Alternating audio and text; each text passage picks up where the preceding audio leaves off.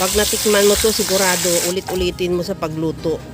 I-season ko muna sa asin, paminta at paprika yung ating boneless chicken. Lagyan ko rin ng bawang at liquid seasoning at i-marinate ng mga at least 1 hour.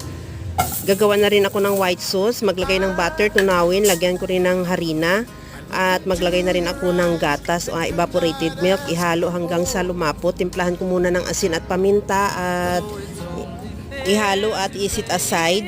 Sa mixing bowl, maglagay na rin ako ng harina at cornstarch. Lagyan ko rin ng asin, paminta at baking powder. Ihalo at i-coat ko na yung ating binabad na manok.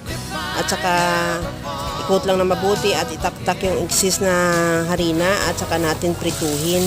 Antayin maluto hanggang sa mag-brown at ready to serve na yan yung ating napakasarap na boneless fried chicken with white sauce.